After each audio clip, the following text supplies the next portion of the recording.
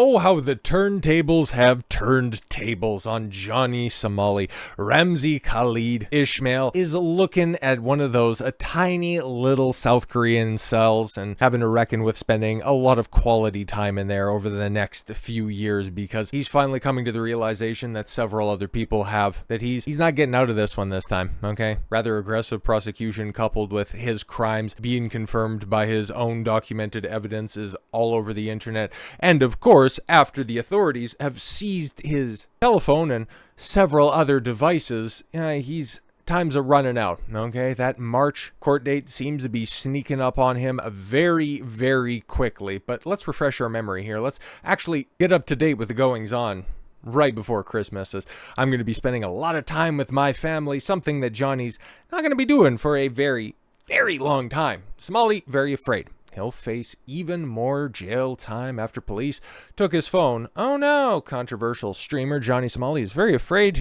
after police confiscated his cell phone, as it could result in him going to jail for years. Johnny Somali, real name Ramzi Khalid Ismail, has gone into hiding after spending months terrorizing South Korea, and he's now unable to leave the country. Yes, we already know that. Earlier in his trip, Somali sparked anger in South Korea Parliament for his offensive dances with the Statue of Peace.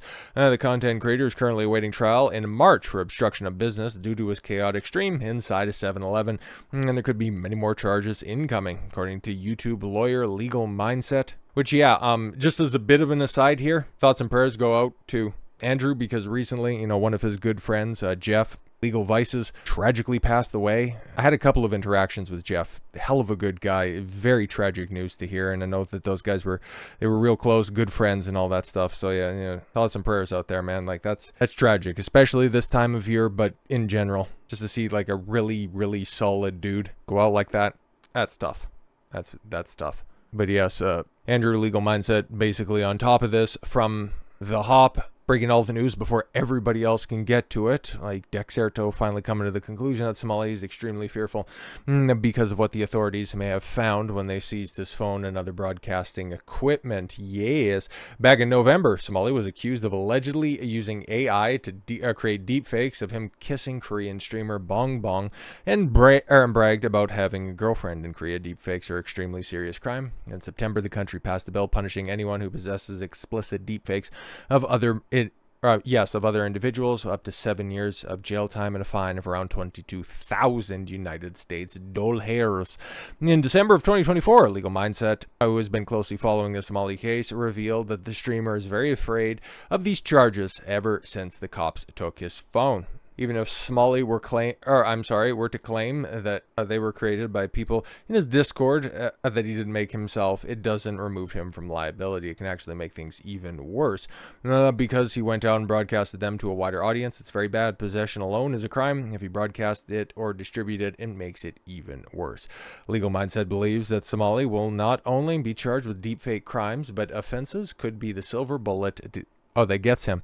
A Korean law expert he's spoken to doesn't think phones would be confiscated if other charges weren't being seriously investigated. And yeah, there are so many different crimes that are outstanding on this freak, while it's only a matter of time before we get more news of new charges being levied at this guy. And as it sits right now, all of the evidence is in the hands of the prosecution, because Somali's stuck with no money or streams as South Korea delays trial by months. Oh no! Somali's trial in South Korea has now been pushed back from December. It was supposed to be December 20th. It was supposed to be starting up on Friday, but oops, that's not going to be the case anymore.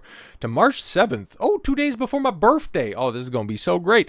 And this is some of the worst news the streamer could possibly have received, okay? According to Legal Mindset again, the decision to move Somali's trial to March puts the creator in an even worse spot. He's unable to leave the country until every case against him is fully investigated, tried, or dismissed. Plus, even if he were to show up in court and plead guilty, he would still be stuck waiting to be sentenced, which could take at least another month. Oh lord. He has, I would argue, 4 months of costs that he's got to pay, and he cannot stream. The lawyer explained that because Somali is not in Korea with a work visa, he could potentially risk further violations. Streaming is something that countries typically let slide because the streamers are only there for a very short period of time. However, because so much attention is on Ramzi, he will now be there for 7 months. It's a legitimate argument that he needs a work visa to do any work in South Korea, including streaming. And do you think that he's he's going to be getting any sort of prompt treatment to get said visa. And even if he does qualify, yeah, I don't think so. And if he receives a litigation visa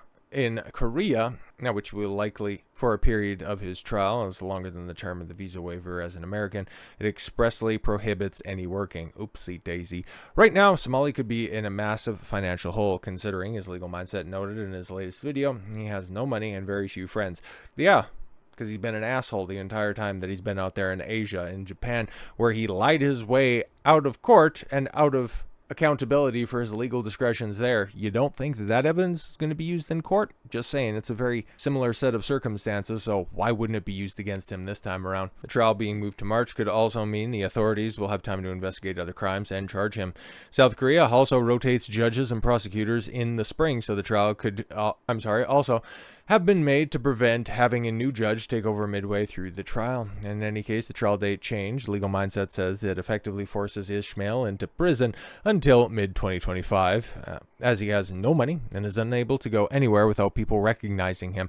Yeah, and as you can see, we've talked about this before, and yeah, Andrew interviewed the guy, but Somali's pretty much on site for a multitude of people, okay? He hasn't worked out well for Somali in the past. Of note, Korean Special Forces YouTuber Dalgin Yu was even able to track down Somali and brutally knock him the fuck out in broad daylight. Yes, we have seen exactly how the trial unfolds in 4 months.